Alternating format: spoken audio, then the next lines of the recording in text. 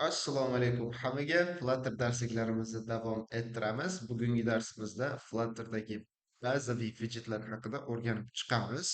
Va o'tgan darsligimizda biz Flutter SDK'si va Android Studioni qanaqangi tartibda yuklashlik haqida o'rganib chiqqan edik. Bugungi darsimizda Xudo xohlasa bazaviy widgetlarni ko'rib chiqamiz va ular qaysilar? Run app bu asosiy funksiya hisoblanadi. Material app, Cupertino, Scaffold, Text, Icon button va hokazolarni ko'rib chiqishligimiz mumkin bo'ladi. Xo'p, bizga birinchi navbatda project yaratib olishligimiz kerak bo'ladi. Projectni qayerga yaratamiz? Birinchi bo'lib, misol uchun project yaratadigan bazamizga, ya'ni papkamizga kelib olamiz va bu yerda CMDni ochib olsanglar bo'ladi. Xohlasanglar CMDni o'zida navigatsiya qilib, dan kelsanglar bo'ladi. Va biz komanda o'rganganmiz. Flutter, create va proyektimizga nom berishimiz kerak.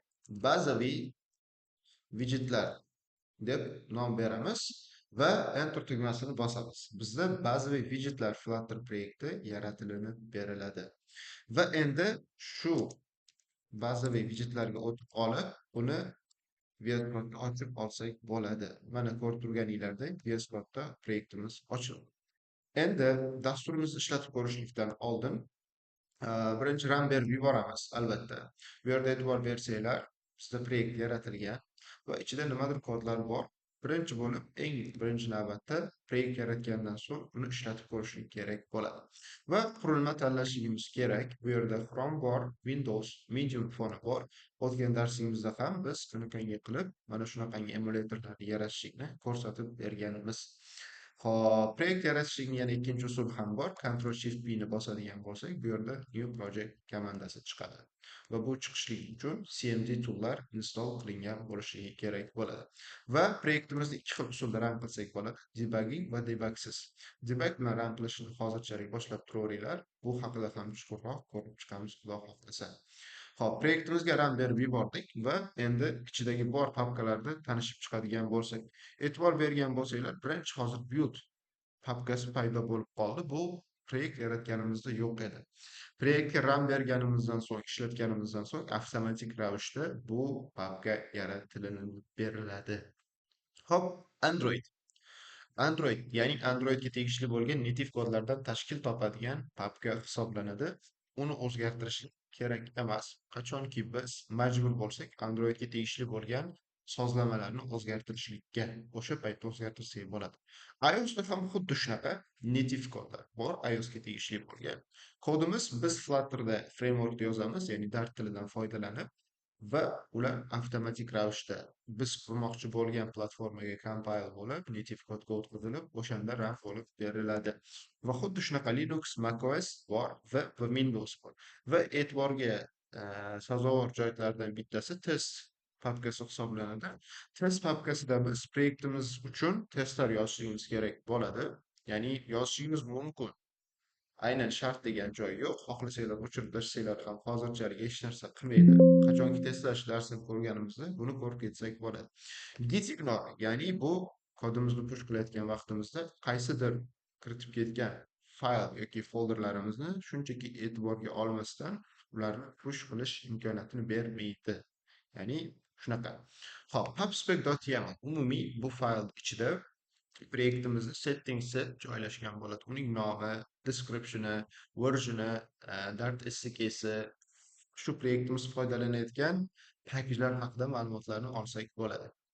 Va readme fayli bor. Bunda umumiy proyektimiz haqida, ya'ni proyektimiz nima, qanaqa qilib install qilish mumkin, nima o'zgartirishlar kiritish mumkin va hokazolarni kiritib ketsak bo'ladi. Va bizning eng asosiy qiladigan ishimiz mainga o'tamiz va bu yerda bizda proyektimiz run bo'ldi. Hop, let ichida shu proyektimizda ishlashi uchun kerak bo'ladigan hamma kodlarni deyarli shu ichiga qo'shib chiqamiz. Endi e'tibor bersanglar, nimadir bor, tugma bor. O'sha tugmani bosganimizda proyektimizdagi, ya'ni umumiy dasturimizda nimadir yangilanish bo'lyapti. Plus tugmasini bosganda shunchaki bu yerda you have pushed the button this many times degan yozuvni tagidagi raqam o'zgaryapti. Xo'p, bu narsa mana bu yerda yozilgan. Xo'p, bu yerda aytsak bo'ladi, siz tugmani shuncha bosdingiz degan yozuvni qo'yadigan bo'lsam, mana yozuv o'zgarib chiqyapti. Xullas, buni hamma kodini o'zgartirib yuboramiz. Ya'ni o'chiramiz. Hozir bizga kerak emas va noldan yozib boshlashimiz kerak bo'ladi. Va bugungi darsimizning asosiy maqsadlaridan bittalari haqida tushunib o'tamiz. Run app. Run app bu Flutter dasturining boshlang'ich nuqtasi hisoblanadi. Esinglarda bo'lsa, darsliklarimizda gaplashib o'tganmiz. Bizda main funksiyasi bor. Bu main funksiyasi bizga dasturimizda kirish nuqta hisoblanadi. Eslatib o'tamiz, dasturimizga kirish nuqtasi, ya'ni umumiy biz yozayotgan proyektimizga kirish nuqtasi. Endi misol uchun run app degan funksiya ham bor ekan. Run app funksiyasi bitta positional argument kutadi, ya'ni qaysidir widgetni berishimiz kerak. Dasturimizni qurib berishligi uchun. Biz widget yaratishligimiz kerak. Misol uchun bazaviy widgetlar deb nomlaymiz. Bazaviy widgets app deb qo'yamiz va extend qilsin, ya'ni meros olishimiz kerak. Nimadan desanglar, stateless widgetdan hozirchalik meros olib turamiz. Stateless widgetda hozir UI'mizda e'tibor bergan bo'lsanglar, bosganda update bo'layapti. Stateless widgetda to'g'ridan to'g'ri bosgan paytinglarda birdaniga yangilanmaydi. Qachonki state management ishlatmasak, ya'ni ishlatadigan bo'lsak, yangilanishligi mumkin. Endi xato beryapti, ya'ni stateless widget ichidagi build metodini qaytadan yozmading degan xatoni qaytarib beryapti. Shuning uchun biz buni qaytadan yozamiz. Endi e'tibor berasizlar. Build metodi qanaqangidir widget qaytarib berar ekan. Hop, return qilsin deylik material app. Endi bizda yaratgan ba'zi widgetimizni run app ichiga berib yuborishimiz kerak bo'ladi. Chunki bizdagi run app funksiyasining asosiy maqsadi Flutter proyektimiz ishga tushirib berish. Flutter proyektimiz biz mana bu nomda yaratib oldik. Endi konstruktor yo'qligi uchun bizga xato beryapti. Hop, const qo'yib qo'yamiz va keyini olib ketsak bo'ladi. Tak. Mana bunaqa qilamiz. Bo'ldi. Ya'ni konstruktorni yaratib qo'ydik. Xo'p, dasturimizni qaytadan bitta restart qilib yuboramiz. Reload emas, restart. Va endi dasturimizga qaytadigan bo'lsak, bizda hech qanaqangi narsa yo'q. Shunchaki material app bor. Material app va Cupertino app bir-biridan farqini tushunib olishimiz kerak. Main va run app asosiy maqsadini tushunib oldik. Main umumiy bizning dasturimiz, ya'ni proyektimiz kirish nuqtasi bo'lsa, run app Flutter proyektimizni ishlatib berishlik uchun kerak bo'ladi. Hop, bizda Material app va Cupertino app bor. Android uchun qulay dizayn tizimi hisoblanadi. Material dizayn, Cupertino dizayn iOS ilovalari uchun moslashgan asosan. Xo'p, endi nimalar bor? Xususiyatlaridan home, theme, routes bor. Material app'da home bor, ya'ni boshlang'ich ekran. Ya'ni bizda boshlang'ich ekran hozir e'tibor bersanglar, shunchaki qora skrin chiqib turibdi. Home parametriga biz berishimiz mumkin. Misol uchun, center widgetida child'da text beradigan bo'lsak, salom degan tekst beramiz va e'tibor bersanglar, shunchaki salom degan yozuv chiqdi. Bu bizga kerak emas, ya'ni qaysi ma'noda kerak emas, shunchaki yaxshi ko'rinishda chiqmayapti. User friendly emas. Nimaga deganda, bizda hech bo'lmaganda orqa rangi oq bo'lishligi, ya'ni nimadirlar bo'lib chiqishligi kerak. Unaqa ravishda chiqishi uchun bizga scaffold widget yordam beradi. Ya'ni tuzilmani bizga taqdim etadi. Bunda body degan parametr bor. Agar mana bunaqangi holatda qo'yadigan bo'lsak, kodimiz nisbatan tozaroq shaklda ko'rinadi, chizgan UI'miz. Xo'p, hozircha bor, salom degan yozuv chiqdi. Endi keyingi ko'radigan narsa material appga tegishli bu. E'tibor bersanglar, material appda home degan parametr bor ekan. Xuddi shunaqangi theme degan parametr ham bor. Misol uchun hozir oq fonda chiqib turibdi. Agar darkni tanlaydigan bo'lsak, dasturimiz qora fonda chiqib ishlayapti. Bu yerda lightni bersak ham bo'ladi va bu yerda e'tibor bersanglar, light bilan dark bor. Endi bu joyda theme mode degan tushuncha ham bor. Ya'ni theme modni biz sistemga qarab turib ham bersak bo'ladi. Misol uchun sistemimiz hozir oq fonda turgan bo'lsa, oq fonda chiqadi. Qora fonda bo'lsa, qora fonda ko'rinishligi kerak bo'ladi. Xo'p, to'g'risi hozir topa olmayapman. Qaysi fondaligini bu yerdan. Xo'p. Okay. Tak. Mods. No active mods. Okay. Bedtime, no. Bular emas. To'g'risi hozir topolmadim. Uzr so'rayman. No. Asosiy tushuna olinglar, ya'ni sistema telefonda qanaqangi mod tanlangan bo'lsa, o'shanaqa ravishda chiqadi. Va e'tibor bergan bo'lsanglar, debug degan yozuv turibdi bu yerda. U uchun bizda debug show check mod banner degan parametr bor. O'shani false qilib qo'yadigan bo'lsak, bu banner avtomatik ravishda yo'q bo'ladi. Xo'p, endi bizda Cupertino ham bor. Cupertino app ham bor. Agar Cupertino appni tanlaydigan bo'lsam, birinchidan unda theme mod degan parametr yo'q deyapti. Va undan tashqari hozir dasturimni qaytadan run qilib yuborsam, restart qilib, dasturim to'xtayapti. Xo'p, hozir to'xtamadi. Endi Cupertino, okay, Cupertino page scaffold tanlaymiz va unda body degan parametr yo'q deyapti. Child degan parametrga beramiz va hozirchalik hech qanaqangi farqi yo'q. Deylik, bu yerda yana navigation bar degan narsa ham bor ekan. Cupertino navigation barni tanlaymiz va bunga misol uchun tag middle bor ekan. Middle parametriga text beradigan bo'lsak, deylik home. Bizda mana bunaqa ravishda chiqdi. Endi xuddi shu narsani material appga qaytaramizda va bu yerda oddiy scaffold bo'ladi bizda. Navigation barni o'ziga app bar bo'ladi va bu yerda app bar degan yozuvni qo'yamiz va bu title'ga o'zgaradi. Child emas, body bo'ladi deb o'rgandik va ko'rib turganinglardek dizayn jihatdan material app va Cupertino app bir-biridan farq qiladi.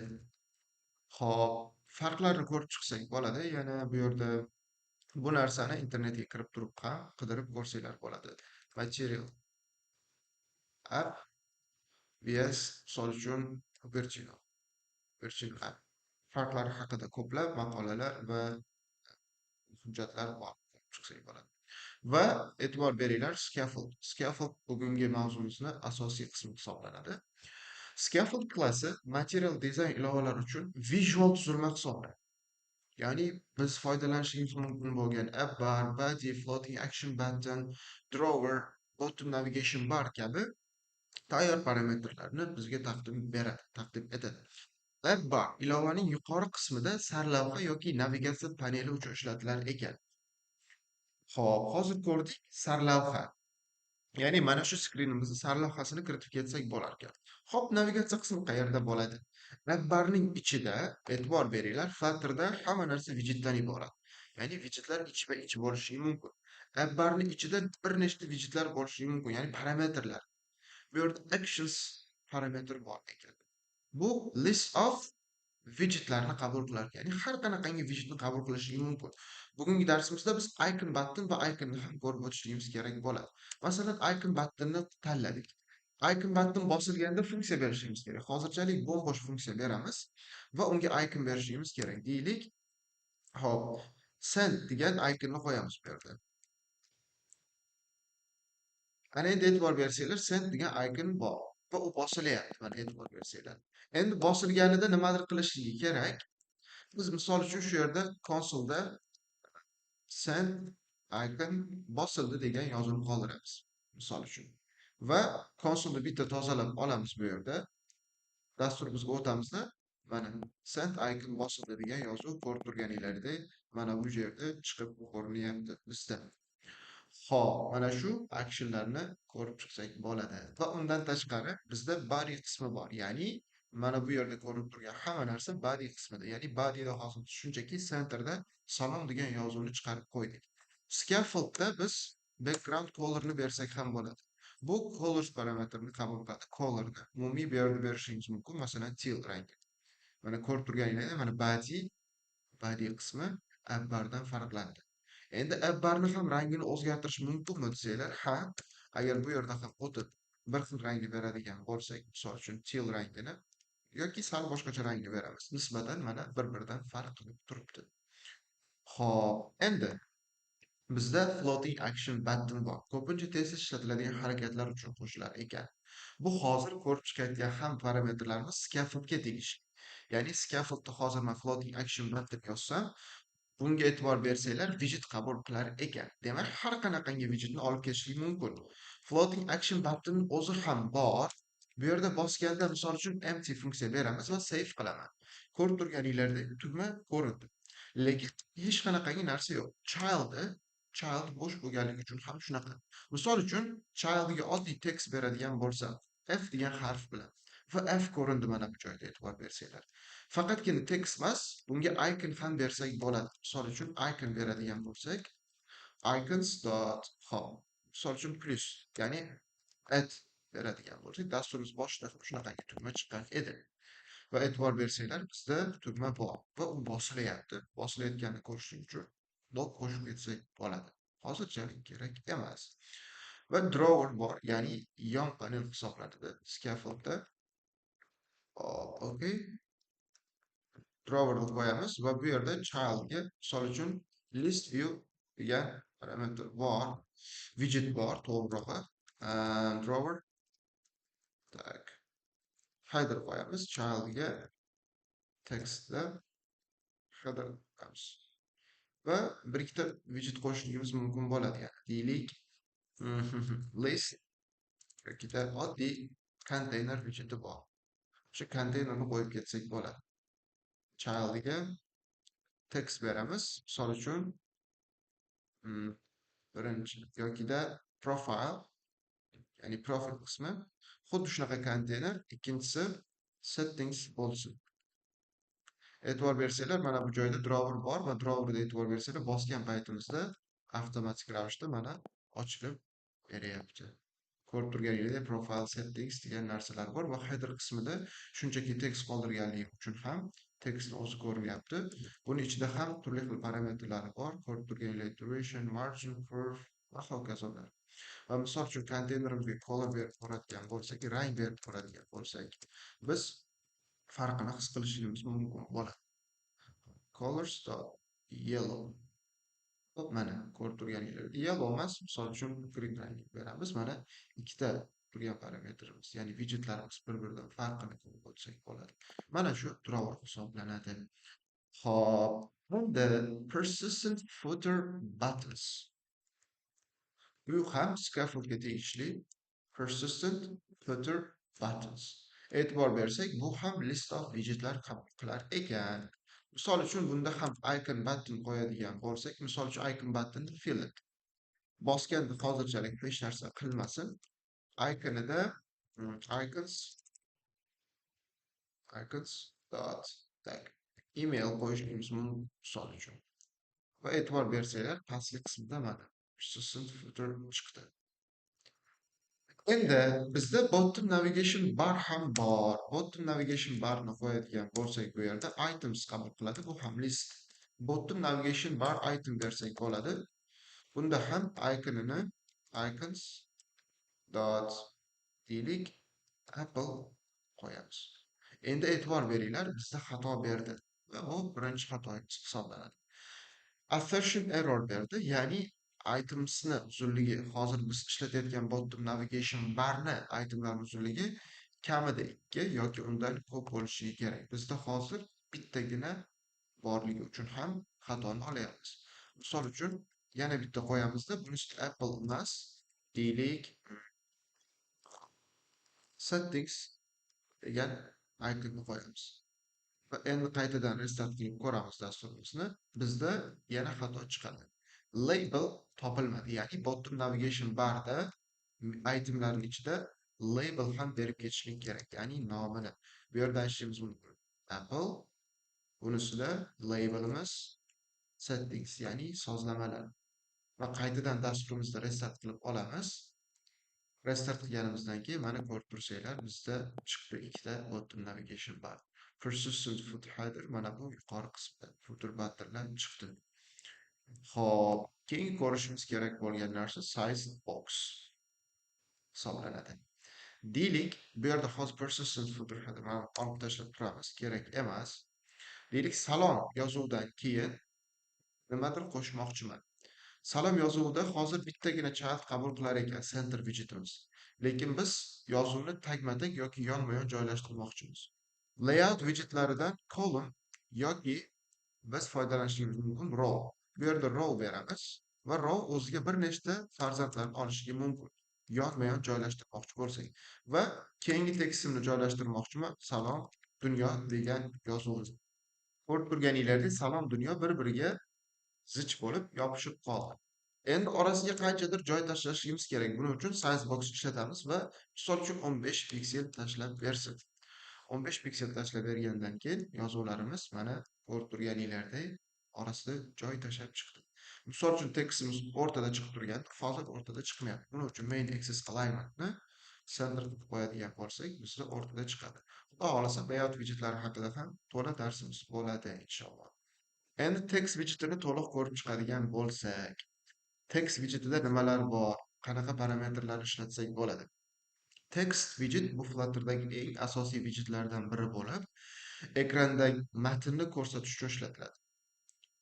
Endi e'tibor berasizlar, shunchaki ko'rsatishdan tashqari qanaqangi ravishda ko'rsatishligini ham biz aytib ketsak bo'ladi. Style, ya'ni dizayn o'zgartirsak bo'ladi. Buning uchun style degan parametrni o'zgartirishligimiz kerak bo'ladi. Tekstga o'tamiz va bu yerda style deb bersak, bu o'ziga text style widgetini qabul qilar ekan. Misol uchun font size'ini o'zgartirmoqchimiz deylik 35.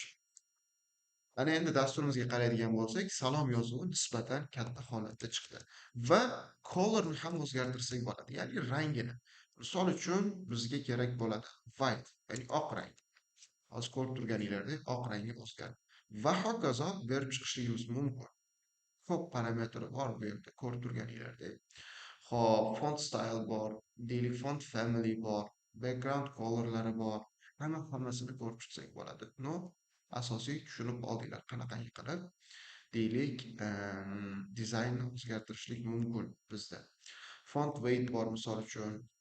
Endi max line degan tushuncha bor. Kelinglar mana bu yozuvni olamiz va bizda hop.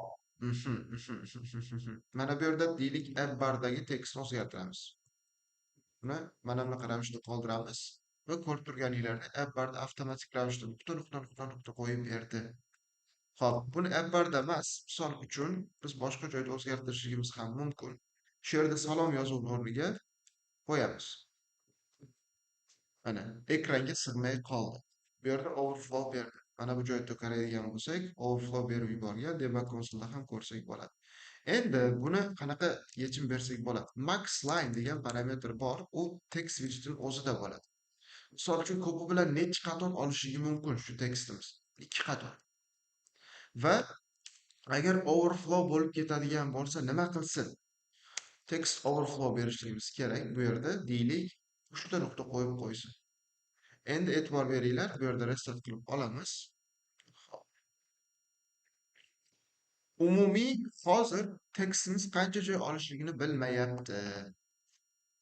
Shuning uchun ham buni yechimi bor. Deylik, shunchaki size boxga o'rab qo'ysak bo'ladi. Ya'ni size box bilan buni men uzunligini cheklashim mumkin. Deylik, 200 pikseldan oshib ketib qolmasin. Qarab tursanglar, 200 pikseldan oshib ketmadi va 200 piksel joyini oldi-yu, sig'magan pastga tushirib, pastda ham sig'may qolsa nuqta qo'ydi.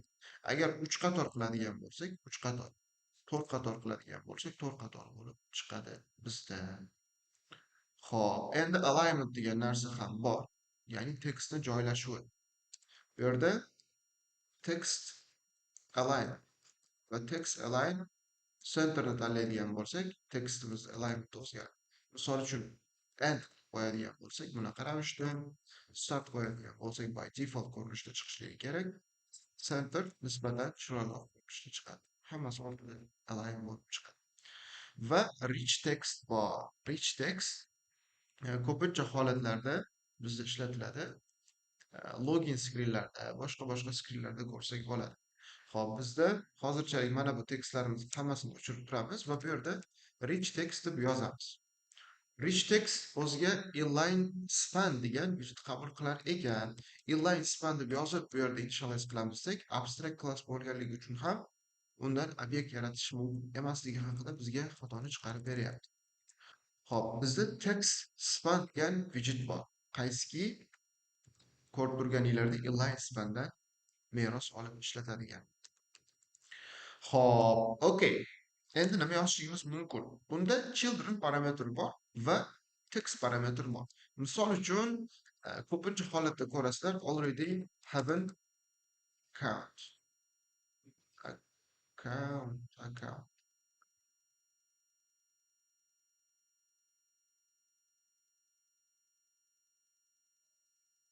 Okay. Mana bu yozuvni qo'yganimdan keyin menda chiqdi. Muammo yo'q. Rich textda bu yerda style degan parametr bor bunda ham. Okay. Bunda emas. Mana bunda berib ketsak bo'ladi. Style parametr. Style deymizda text style'imizni misol uchun font size kerak emas. Deylik font family ham hozirchalik bizga muhim emas. Font weight'i misol uchun bold bo'lsin. Va mayli font size'ini salgina oshiramiz nisbatan 22 qo'yadigan bo'lsak. Sal kattaroq yozuvda chiqdi. Endi menga yonida tekst kerak, boshqacha rangda chiqishligi kerak. Uni text band ichida e'tibor bergan bo'lsanglar, boya ko'rib o'tib ketib qoldik. Children degan parametr bor. Va bu yerda children deymiz va childrenni list oladi. List ichida text band berishimiz mumkin. Textga misol uchun log in degan yozuvni qo'yamiz. Va ko'rib turganingizdek bir-biriga yopishgan holatda chiqdi. Xohlasak mana bu joyda joy tashlab ketsak bo'ladi. Endi login yozuvi boshqacha staylda chiqishligi kerak. Bemalol o'zgartirishimiz mumkin. Style'ga yana bu yerda o'zgartiramiz. Deylik, color'ini qizil rangda chiqarmoqchimiz. White rang. Ko'rib turganinglardek qizil rangda chiqdi. Xullas, biz rich text bilan, uzun nomi bilan boy text har xil dizaynda berishimiz mumkin bo'ladi bitta tekstning ichida. Hop, okey.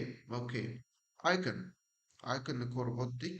Hali to'liq emas, lekin nisbatan hamma qismini ko'rib o'tib ketib qoldik. Bu yerda iconga keladigan bo'lsak, masalan, add iconi qo'yilgan. Buni ichida ham bir nechta parametrlari bor. E'tibor bersanglar. Size degan masalan muhim parametrlardan bittasi, ya'ni umumiy hajmi qancha chiqishligi kerak. E'tibor beringlar, men floating action button, ya'ni plus tugmasini o'zgartiryapman. Deylik, size'ini 50 beradigan bo'lsa, mana 50 katta bo'lib chiqdi. 100 beradigan bo'lsa, mana sig'may ham qoldi deyarli. Xuddi shunaqa o'zgartirib ketsak bo'ladi. Bu yerda color'ni ham bersak bo'ladi. Deylik, color'si hozir ko'k rangda, oq rang beradigan bo'lsa, oq rangga chiqadi yoki black rangini beradigan bo'lsa, qora rangda chiqadi va hokazo o'zgartirishimiz mumkin. Bu yerda ham shadows qismlari bor, text direction va hokazolarni ko'rib chiqsak bo'ladi. Va hozir biz chuqur ko'rib o'tishimiz kerak emas. Icon button. Icon button ham deyarli bir xil bosiladi va tooltip qo'shishligi mumkin bo'ladi. Icon button biz mana bu joyga qo'ydik. Icon buttonimiz app barda turibdi mana. Bizda app barimiz okay, scaffold. App barimiz eng pastki joyga tushib qolibdi. Mana bu yerda icon buttonimiz bor. Bu yerda tooltip, ya'ni string. Stringda nimadir bersak bo'ladi. Misol uchun, deylik, sen icon qo'yadigan bo'lsak, misol uchun mana bu yerda e'tibor bersanglar, send icon deb yozuv chiqdi bizda, ya'ni nima ekanligi haqida ma'lumot beryapti. Va onPress degan parametr bor, ya'ni bosilganda nima qilishligi kerak. Bosilganda boshqa skringa o'tish kerak bo'lsa, o'sha narsani aytib ketsak bo'ladi. Hozir darsimiz asosiy maqsadi bu emas. Keyingi darslarda biz ko'rishimiz mumkin bo'ladi. Va iconga har qanaqangi widget bersak bo'ladi. E'tibor beringlar, faqatgina icon emas, xohlagan widgetimizni berib ketsak bo'ladi. Xo'p, shunaqa. Bugungi darsimiz asosiy maqsadlaridan shular edi. Hop, bizda warm-up activity'lar bor. O'zinglar uchun ham bilsanglar bo'ladi. Kelinglar, bittasini ko'rsak bo'ladi. Deylik, do'konda buyurtma formasini yaratishimiz kerak. Birinchi bo'lib, UI'da foydalanuvchi nomi, manzili, telefon raqami va buyurtma miqdori va nomi ko'rsatilgan bir nechta text widgetlarni yaratishimiz kerak. Icon button yordamida buyurtmani yuborish tugmasini yaratib, foydalanuvchi qachon shu tugmani bosganda barcha tekstlar o'rniga buyurtma yuborildi degan yozuv chiqsin. Ya'ni hamma tekst yo'q bo'lib qolib, buyurtma yuborildi degan yozuv chiqishligi kerak. Bizda bo'linishligi kerak foydalanuvchi nomi, manzili, telefon raqami va hokazolar. Uni yaratishimiz uchun bu yerda bitta alohida yangi bitta fayl yaratamiz. Buyurtma formas.dartimiz. Endi e'tibor bergan bo'lsanglar, UI'mizda nimadir o'zgarishlik kerak ekan. Birinchi bo'lib klass yaratamiz, buyurtma formasi. Extend qilib olsin, UI'mizda birdaniga o'zgarish bo'ladigan bo'lsa, stateful widgetda qilganinglar ma'qul. Endi bunda ham build metodi bor va undan tashqari create state'da nimadir qaytarishligi kerak bo'ladi. Bu yerda okey, buyurtma formasi state deymiz. Extend qilishlik kerak. State klassini o'zida. Bunda ham missing override bor. Build o'zini yozib qo'yamiz. Endi bizda create state return qilishligi kerak. Mana shu chitimizda. Xo'p, buni strukturasini yana ko'rib chiqamiz, xudo xohlasa. Hozirchalik e'tibor beradigan joyimiz bizda umumiy UI'miz yaxshi tuzilmada chiqishligi uchun buildda scaffold qaytishligi kerak. Va scaffoldda umumiy pastda ko'rinib chiqadi. Bizda app bar qo'yaylik. Birinchi app barimizda deylik, title'ida text widgetini beramiz. Buyurtma formasi degan yozuvni qoldirib ketamiz bu yerda. Endi biz mana shu ekranni yaratyapmiz, lekin hali UI'mizda ko'ringani yo'q. Nimaga UI'mizda ko'rinmayapti deydigan bo'lsanglar, material appni home parametri eng birinchi ko'rinadigan screen deb kelishib oldik sizlar bilan. Shuning uchun ham bizda hozir material appda home parametrda o'zimiz yaratgan scaffold ko'rinib turibdi. Va bu juda ham uzun narsani o'ziga ichiga oladi. Endi men material appdagi mana shu scaffoldni hozirchalik bu yerdan olib tashlaymiz, kerak emas va mana shunda nima qaytarishimiz mumkin. Bizda scaffoldni o'z ichiga oladigan buyurtma formasi degan klass bor. Shu buyurtma formasini chaqirib qaytarib yuborishligi mumkin va avtomatik ravishda e'tibor bersanglar buyurtma formasi import bo'ldi. Save qiladigan bo'lsak, mana buyurtma formasi skrinimiz chiqdi. Endi scaffoldni ichida body degan parametrni o'zgartirishimiz kerak. Bu yerda body deymiz va endi e'tibor berasizlar shu joyida ekranimizda tagma-tag chiqishligi kerak elementlar. Column deymiz va column ichida children bir nechta farzandlari bo'lishligi mumkin. Bu layout widget hisoblanadi. Bizda text widget deylik, foydalanuvchi nom deylik, Sunnat Amirov degan yozuvni qoldiramiz. Xo'p, undan keyin deylik bunga ozgina style berib ketsak bo'ladi. Deylik text style deymizda font size'ini nisbatan yirikroq qilamiz. Xo'p, 35 emas, misol uchun 26 beramiz va font weight'ini bold bersak bo'ladi, ya'ni jирный holatda chiqishligi uchun. Xo'p, endi bizga yana kerak bo'ladi. Undan tashqari foydalanuvchi nomi, manzili, telefon raqami. Manzili, telefon raqami. Text widget qo'yamiz bu yerda yana. Xo'p, bu yerda aytishimiz mumkin. Manzili Toshkent shahar deymiz. Telefon raqami bor. Buni ham yozib qo'yamiz. Xo'p. Va mana ko'rib turganinglardek birma-bir chiqyapti elementlarimiz tagma-tag bo'lib. Stylni o'zgartirsak bo'ladi. Yana nisbatan chiroyliroq ko'rinishi uchun, misol uchun colorni sal boshqacharoq berishimiz mumkin. Xo'p, font size'ini ham sal kattaroq qilishimiz mumkin. Nisbatan yaxshi ko'rinishi uchun va telefon raqam o'z holicha turgani yaxshi menga hozircha. Endi o'rtada chiqishligi uchun men cross axis alignment'ini birinchi bo'lib centerga olib kelib olamiz. Undan tashqari main axis alignment'ini bu yerda center qilib olamiz. Endi keyingi qiladigan ishimiz bizda yana hop telefon raqam buyurtma miqdori va nomi ko'rsatilgan. Buyurtmalarni miqdorini ham tekstda ko'rsatib qo'ysak bo'ladi. Bu yerda deylik oddiy tekstda qo'yadigan bo'lsa, bu yerda hop buyurtma miqdori deylik 10 ta, misol uchun birdaniga kiritib ketsak bo'ladi. Notebook 10 ta notebook buyurtma qilmoqchi. Va buyurtma miqdorini ham stylni sal o'zgartirsa yaxshiroq bo'ladi. Nisbatan foydalanuvchiga chiroyli ko'rinishligi uchun. Font size'ini deylik 20 berib qo'yamiz va bu yerda 10 ta notebook yozuvi chiqdi bizda. Endi keyingi qiladigan ishlarimizdan yana bittasi bizda ko'rinishligi kerak. Xo'p. Icon button yordamida buyurtma yuborish tugmasini qo'yishimiz kerak. Eng oxirida icon button. Bosilganda hozirchalik hech narsa qilmasin, lekin bu yerda aytishimiz kerak, tekstda deylik, hop, buyurtma yuborish tugmasi. Buyurtma yuborish tugmasini yaratamiz va e'tibor bersanglar, buyurtma yuborish yaratildi. Lekin style o'zimiz xohlagandek emas. Icon button'ni styleni o'zgartirmoqchimiz. Icon button degan yozuvni qo'yamiz va style from deb turib, misol uchun background color'ni o'zgartiramiz. Ya'ni orqa rangi, ya'ni orqa tarafda ko'rinadigan rangni o'zgartirsak bo'ladi. Deep orange tanladim va mana e'tibor bersanglar chiqdi. Endi xuddi shunaqa menda tekstni color'i ham o'zgarishi kerak. Foreground yoki oldinda chiqib turadigan widgetni rangini misol uchun white deb qo'yadigan bo'lsak, hop, okay, foreground color o'zgarmadi. Unda tekst o'ziga berib ketsak bo'ladi. Buning uchun style'ga o'tamiz va text style'da color'ni colors.white deymiz va font size'ini ham nisbatan kattatirib qo'yamiz va ko'rib turganinglardek chiqdi. Bizda hamma narsa joyida, hamma narsa joyida. Endi bizda qiladigan ishlarimiz buni umumiy centerga olib qo'yishligimiz kerak bo'ladi. Ko'rib o'tganinglardek main axis alignmentni hozir olib tashlaydigan bo'lsak, bu umumiy yuqoridan boshladi kolumni joylashuvini. Biz main axis alignmentni o'rtada, ya'ni mana bu yerdan boshlashni aytdik. Xuddi shunaqangi cross axis alignment ham bor va u bizga mana bu yerga surib berishligi kerak edi teoretik holatda. Lekin surib bermadi. Hechqisi yo'q. Buni o'zini umumiy kolumni o'zini centerga o'rab qo'ysak ham bo'ladi. Va e'tibor bersanglar, ozgina joy bo'lsa yaxshi bo'lardi icon buttonda keyin. Misol uchun joy tashlab ketamiz 30 piksel. Ana endi nisbatan orasi ochiq. Xohlasanglar tekstlarning orasida ham joy tashlab ketishinglar mumkin.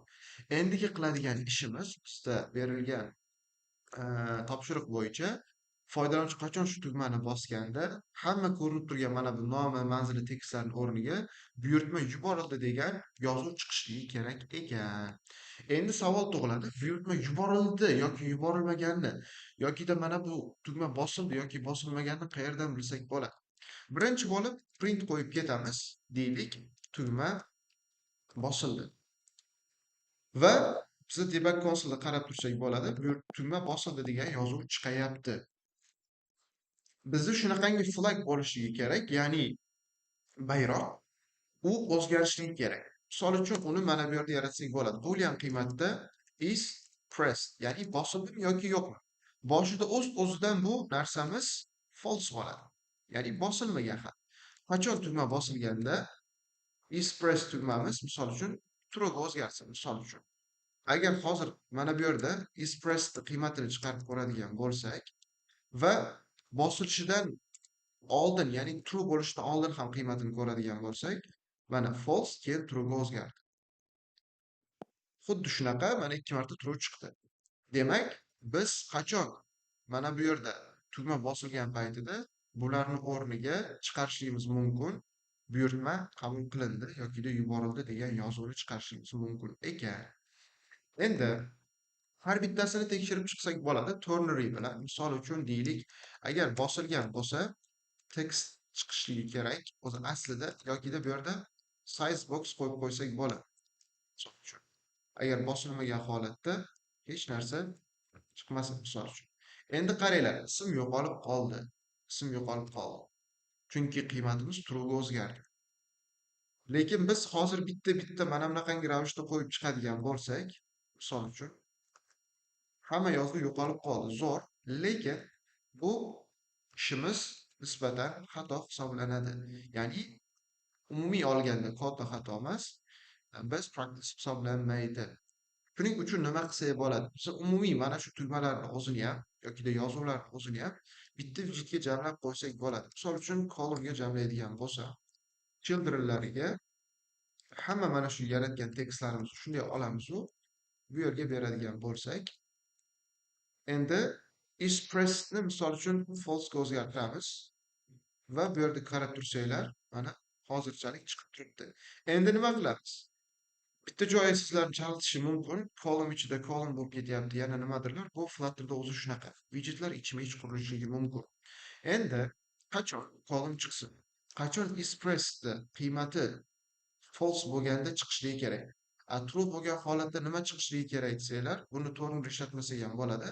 Misol uchun shu yerda aytib ketsak bo'ladi. Agar express false bo'lganda column chiqsin. Hozir yo'qolib qoldi. Va tugmani bosyapmiz. Bizda qiymat faqat false ga o'zgarib qolyapti. Bizda bunaqa ishlashligi kerak emas. Express bosilganda u teskari qiymatga o'zgarsin. True bo'lsa false ga, false bo'lsa true ga o'zgarishligi kerak bo'ladi. Bu yerda expressning qiymatini ko'radigan bo'lsak, yaxshilab e'tibor berasizlar. Misol uchun false chiqdi. Yana bosganimda true chiqyapti. Lekin UI o'zgarmayapti. Endi UIda stateful widget bo'lgani bilan birdaniga o'zidan o'zi o'zgarmaydi. UI'mizni qayta qurishligini aytishimiz uchun set state degan funksiyani chaqirib olishligimiz kerak bo'ladi. Bu avtomatik ravishda o'zi yangitdan UI'ni qurib beradi. Ko'rib turganinglardek, mana bizda chiqyapti. Faqatgina bitta kamchiligimiz qoldi. Agar bu yerda tekshirsak bo'ladi, express bo'lgan bo'lsa, e'tibor bergan bo'lsanglar, widgetlar orasida if badisi mana bunaqangi qavslari kerak bo'lmaydi. Bizda chiqishligi kerak edi, buyurtma yuborildi degan yozuv. Demak, text widgeti bo'lsin. Buyurtma yuborildi degan yozuv chiqishligi kerak. Va vergul qo'yib ketamiz. Endi bosadigan bo'lsak, yana buyurtma yuborildi degan yozuv bizda chiqib turibdi. Xuddi shunaqangi ravishda biz yaratsak bo'ladi. Va bugungi darsimiz shulardan iborat edi. Agar kimdadir savol qolib ketgan bo'lsa yokida suggestionlar, takliflar bo'ladigan bo'lsa, izohlar qismida o'zinglarning fikringizni qoldiringlar. Xo'p, hammaga rahmat. Ajratgan vaqtinglarga rozi bo'linglar. Assalomu alaykum va rahmatullohi va barakatuh.